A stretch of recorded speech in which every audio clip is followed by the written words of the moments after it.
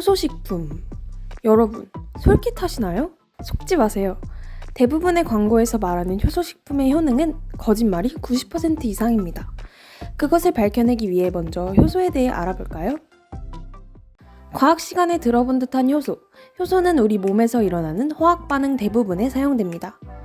효소가 생체 촉매의 역할을 하기 때문인데요. 여기서 촉매란 자신은 변하지 않으면서 화학 반응이 일어나는 속도를 조절하는 물질입니다. 반응 속도를 빠르게 하는 촉매는 정촉매, 느리게 하는 촉매는 부촉매라고 하죠. 이 그래프로 더 쉽게 설명해 보겠습니다. 반응물이 생성물이 되는 과정에서 필요한 최소한의 에너지가 이만큼입니다.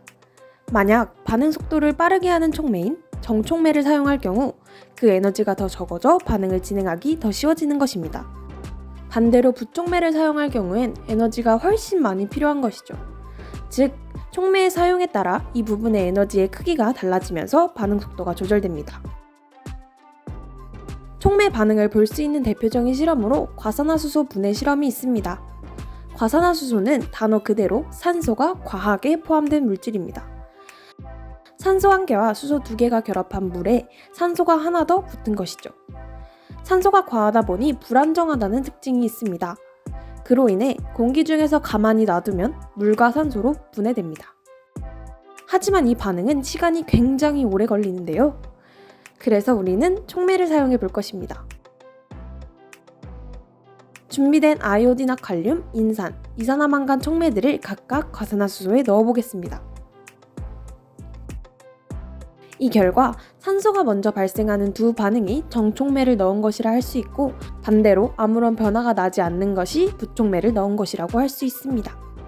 이렇게 반응의 속도를 달리하는 촉매이지만 반응이 모두 끝난 뒤에는 여전히 그대로인 것을 알 수 있습니다.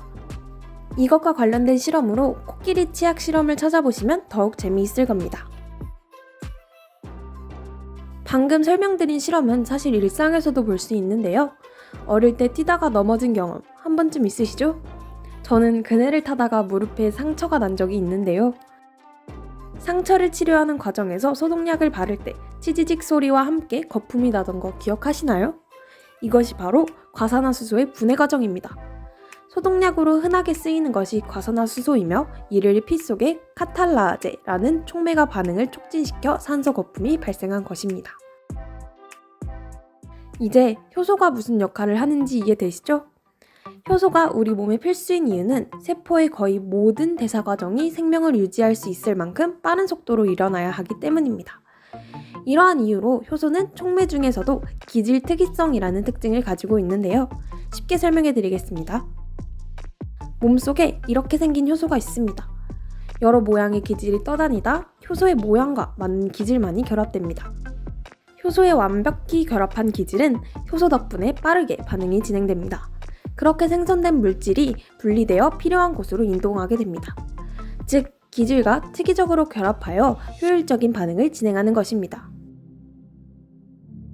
그 예로 아밀레이스 효소는 녹말을 엿당으로 분해하는 반응에만 관여하고 라이페이스라는 효소는 지방을 분해하는 반응에만 관여합니다.